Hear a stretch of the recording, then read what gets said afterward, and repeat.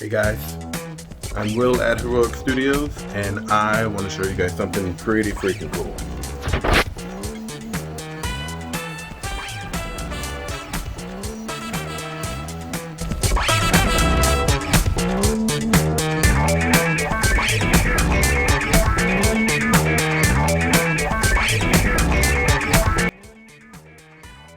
So, the number one question that I've been getting is, hey Will, what kind of printers are you using?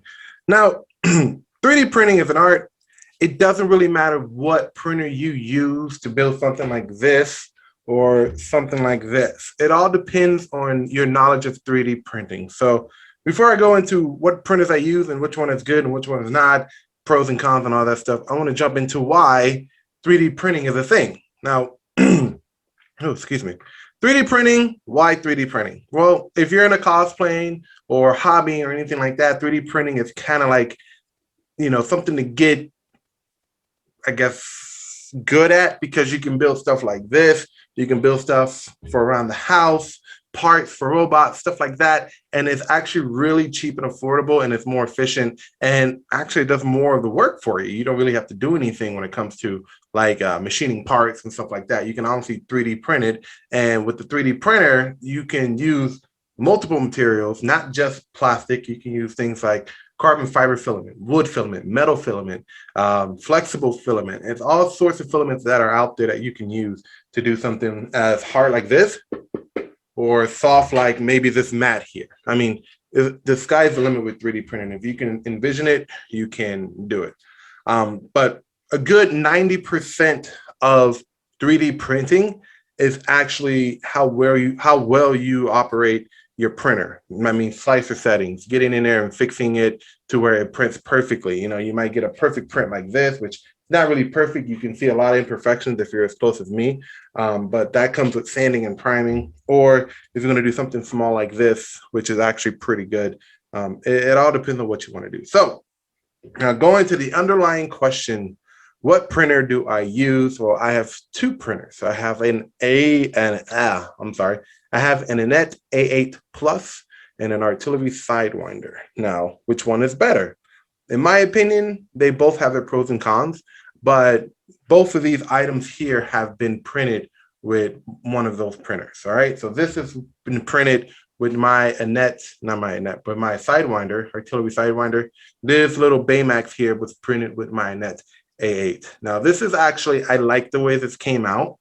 I also like the way this came out, and each printer has its own different way of printing it, but it all goes back to how you utilize your slicer software and the settings inside that software in order for it to get, the print desire that you want. Like you're going to have to play with it. Each printer is different in terms of the settings might work for one, but it might not work for another, going on and stuff like that. It all depends on hardware and stuff like that. But before you go into 3D printing, I would suggest maybe taking a crash course and learning the parts of the printer, because it's a simple machine, but it's extremely sophisticated. And learning how to, I guess, maintenance it, fix it if it breaks, stuff like that is really important, because if it breaks, a lot of people just know how to go buy another part, reinstall the new part, and call it a day. Real simple. So nothing really going on in that front. But I'm going to get into the printers that I use and give you guys a rundown on which one's better and which one's not.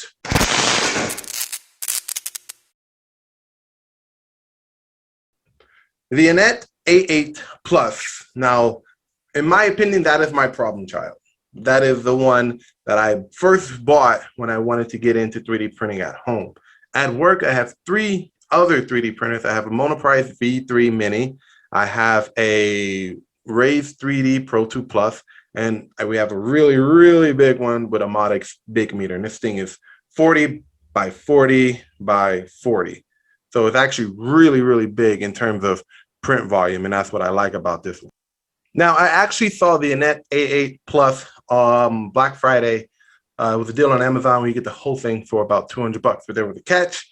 The catch is that this was a kit, meaning that you get it, you put it together, and throughout you having it, you can go ahead and modify it with better parts, better extruder, better build plate, better motors, stuff like that. And that's kind of the ones that most people get because they can upgrade it and go from there and make it better. Problem with this is that if this is going to be your first printer, and I'm saying like if you've never done 3D printing before, like you don't have a printer at all, this is probably not the one to get, because not only do you have to have a certain knowledge and skill set to either put this thing together, but it is extremely frustrating because if you ever put anything together from China, the directions are as backwards. What do I mean by as backwards? Well, in order to do step 12, you got to undo step 6 in order to get to step 8, to get to step 12, to undo step 1. Yeah. So this printer was extremely frustrating to put together. And when I say extremely frustrating, it was more or less the extruder part. Everything else, building the frame, build plate, putting together the belts and rods and stuff like that, was actually pretty simple. The directions were straightforward. When it came to the extruder and calibrating that thing, that was not fun. Mainly because we couldn't calibrate the gears inside of the extruder correctly in order for the filament to properly feed through. So that was a big issue for me. I kept on coming back to it and saying, forget it, and then coming back to it again and then forget it. I can't do this. So we eventually ended up upgrading the extruder to another replaceable extruder. And it turned out to be a fairly decent extruder. I'm actually able to feed the filament through this time and not have to finagle it and make sure it's getting through the hole and that the gears are catching the filament. So that was a really big issue. We have already gone ahead and upgraded this thing. We have used carbon fiber belts, which are now tighter and stronger because the belts that they give you will wear out over time. So you need to go ahead and maybe get some new belts from that. Carbon fiber belts are actually pretty damn durable, and it actually gives it more tightness around those gears to where the print bed can go back and forth. Before we upgraded those belts, the belts were loose, probably a side effect of our part. But when I say our, I mean me and my wife, we put this thing together, and it was actually very loose to where it was kind of jagging back and forth. And this is for the print bed, of course. So all in all, we did our first test print with this Baymax, and this thing is actually not bad. There, you can still see the print lines, and it's actually pretty good. I don't know if you guys can see it all the way, but the infill density on this bad boy is extreme. I think it's at about maybe a 50 or 60 infill density because it has some weight to it, but it's solid, and this came from the Anet A8 Plus. Now, this thing took about 8-9 hours to print, and the quality behind it is good. And this goes to show you that it's not the printer. It's usually how something is sliced. Now, I've been trying to fine tune this printer to get it to where I can print little figurines like this with the same print quality as this. So, and this is with every printer. Every printer has its own print settings. But whenever you buy a printer, the SD card that comes with it usually comes with a test print, something similar to that you normally didn't slice. It's on there, and it kind of tells me the capabilities of this printer, which this Anet A8 is capable of doing a very good quality print like this. We just, again, you have to play with the settings in your slicer software and play with it and try and get a feel for what your printer is capable of. All in all, the Anet A8 Plus isn't a bad printer. My pros for it, it does print really well. It is actually, I was actually quite surprised after all the hard work that I've put into putting this thing together and finally getting it to print without any type of messing up. Another pro about it is that if it's, like I said, if it's your first printer, have someone else put it together for you, but it's actually a very good starter printer. And number 3 is that it is fully upgradable. You can upgrade a new print. You can upgrade a new print bed. You can go ahead and upgrade the motors, upgrade the extruder, upgrade the rods. You can actually probably make this thing taller by getting a wider print bed and a wider threaded rod for the Z-axis. So some of the cons, the thing is frustratingly hard to put together. So like I said, if you want this to be your first printer, have someone with a mechanical know-how to put this thing together for you or help out, because doing it on your own is going to be extremely frustrating. I'm an engineer, and like I said, the frame and the base, everything was easy to put together. When it came to putting that extruder together and messing with the gears, it became a problem, and we finally figured it out. So another thing is that this thing is extremely loud. It's not as quiet as my artillery, but it is loud. So if you're in a small apartment or something like that, a small setting, be prepared, because whenever this thing is on, it is very loud. The fans or everything are loud, but those are things that you can upgrade to get quieter fans and stuff like that. But mostly it's the power supply that comes with it that makes it overbearingly loud. And last but not least, the con of it is that the was there enough con? No, I think those are the two biggest things that I didn't like about it: how hard it was to put together and how loud it is. But other than that, if you can figure out how to get a print like this, you're golden with the Anet A8 Plus printer. I got this one on Amazon for about, I think, $175. And it is very daunting when you open the box and you see all these parts, but get on YouTube, find some tutorial videos on how to put it together. We found tutorial videos after the fact, so make sure you check first. It'll help you out and help you not pull out any hair. But yeah, if that's the one for you, go for it. It's cheap. It's affordable. It works with any filament. And like I said, the print quality is actually pretty damn good. Now, on to the artillery Sidewinder.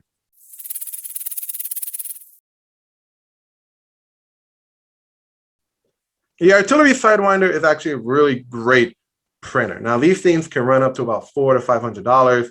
I got mine refurbished from supposedly, I won't say supposedly, coincidentally from a hobby shop that's down the street from my house that sells filament, motors, all sorts of stuff for 3D printing.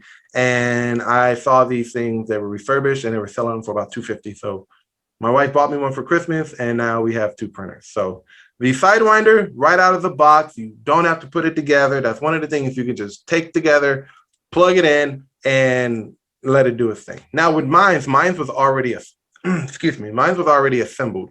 I didn't have to do anything. I just had to pick it up, put it in my car, take it home, plug it in, do whatever test print was on there, calibrated, of course, and then it did its thing. So I had no assembly required with that one. But if you're buying it new, there is some assembly, but it's nothing as extensive as putting together the Anet A8 Plus. This thing is probably just 1, 2 screws, put the extruder on, you're done. Okay, I've seen boxes to where these parts are together and it doesn't seem like it's going to be a hell of a time putting it together. But mine has been working ever since. And this is the printer that I use to make the bigger stuff, the helmets. I have used my Anet A8 Plus to do my Iron Man helmet. I've done it with my Red Hood, my Nova helmet. I've done parts of Iron Man's armor with it. And the print quality is good. It's extremely silent. And it doesn't really take a lot to figure out how to use this thing. It's very smooth. It works. I love it. And it's probably not going to be my last printer that I get. So I really don't have a lot to say about this printer. I know some people have had trouble trying to get the thing to print properly. Their filament got stuck. There's a clog, stuff like that. Listen, the printer that you buy, it all depends on your knowledge, your level of knowledge to operate the printer. Usually the printer doesn't really have any issues with it. It's how you slice your models. It's how you put it on a print bed. It's how you calibrate and make sure the nozzle is that 0.2 millimeters away from the print bed. It all comes down to how you honestly put together your model before you print it. Like I said, the printer does 10% of the work. The other 90 is you understanding what an infill is, what an outer shell is, what a raft is, and a brim and a skirt and all this stuff, and trying to make your print look as good as possible based on the settings and whatever slicer software you're setting. And I keep on saying slicer software, and if you're watching this, I have no clue what it is. I'm going to do a later video on that and what it is and how you can learn it. It's very easy to use, and it's not that hard at all. But it comes down to knowing what to do with certain models. And it doesn't matter if you're using the Anet A8 Plus or the artillery Sidewinder, if you're slicing your models the way that you think is going to be good for the print, then you have no problems with the printer, okay? The artillery Sidewinder can go, I've had this thing going for maybe at most 3.5 days, and it doesn't show any signs of fatigue. It doesn't mess up. Now, there's been times to where sometimes the G code will just cause it to pause or something like that, and there's no reason why. And sometimes the G code does that. Again, it goes back to the slicer setting. It's not the printer, it's usually the person operating the slicer setting. So just keep that in mind. So my artillery Sidewinder is probably my favorite printer so far at home. My favorite one at work is probably the Race Pro 2 Plus, because it's the aesthetically look of it is really good. I love it. And maybe I can get one of those for my house. I don't know, but I use my artillery, like I said, to print all my helmets and cosplay material like this Nova helmet, and usually end up sanding it down and making it look good. But like I said, printing is 10%. The other 90 comes from you. So some of the pros about the artillery Sidewinder: easy to use. The interface is actually extremely simple to navigate and print and go to home and all that stuff. It's extremely quiet. Sometimes I don't even know that this thing is going. The only time that I know it's going is when you hear the extruder or the head kind of jump from side to side because you have the motors going. So that's, you'll know it, but it's not as constant like the Anet A8 Plus. You'll hear it every once in a while whenever your extruder head jumps from side to side. Another pro about it is that it's easy to put together. So if you're not looking for, hours of putting together a 3D printer, making sure everything's connected properly, this is the one for you. Honestly, I would probably go ahead and check this one out because it's easy to just take out of the box, put together, and go for it. Some of the cons, kind of expensive. Like I said, you're going to spend an easy $350, $400 depending on who's selling it for this thing. But the money is well worth it. Like I said, you don't have to do a lot of assembling. Just take it out of the box, plug it in, load whatever test file is on there, let it do its thing, and then go to work with slicing whatever model you want to print, and you're done. Let it do its thing. I've never had any problems with it, but it is kind of expensive. Another con about it is that sometimes the filament sensor, this is the sensor that's at the top, sometimes those things are extremely faulty. So what happens is that when you run out of filament, it'll tell the printer to stop. The sensor will tell the printer to stop.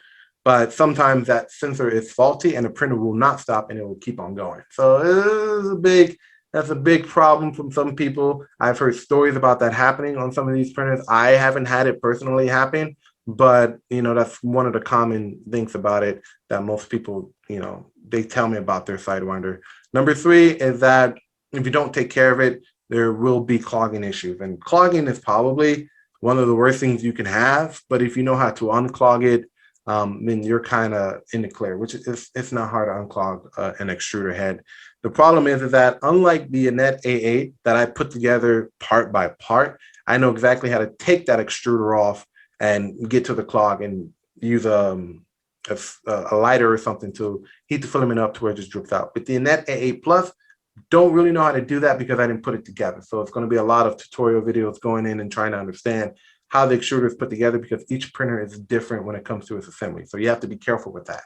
But going forward, if I do have a clog, you're going to have to go on YouTube. You're going to have to figure out how to get in there, get to the heat brick, get to the nozzle, and try and burn out whatever PLA might be clogging your system. But all in all, both printers are great.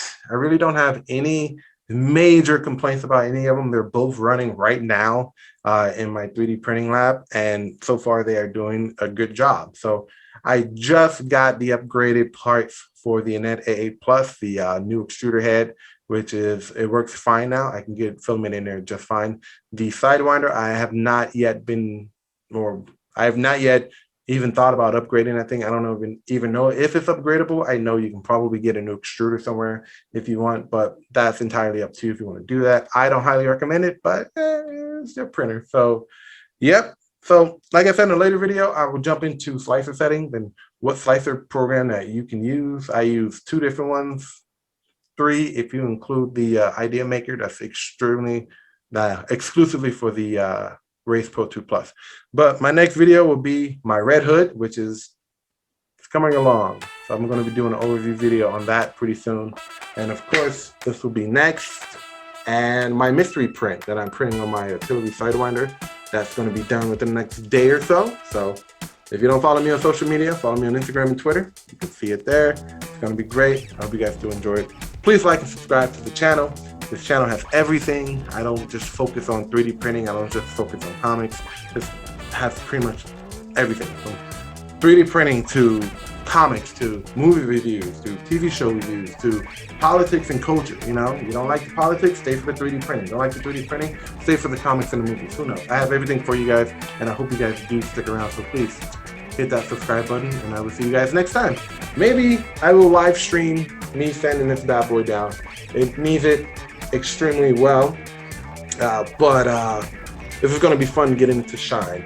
And if you don't know what I'm talking about, go over to my boy Frankly Built. He's the one that I get most of my ideas and tips and techniques from. He made his Nova helmet shine like a mirror. Shine like a mirror. That's insane. So go check him out. His link to his channel is in my description. And of course, don't leave without subscribing. There you go. All right, guys, see you next time, and hopefully I will bring you guys some more awesome stuff. See ya.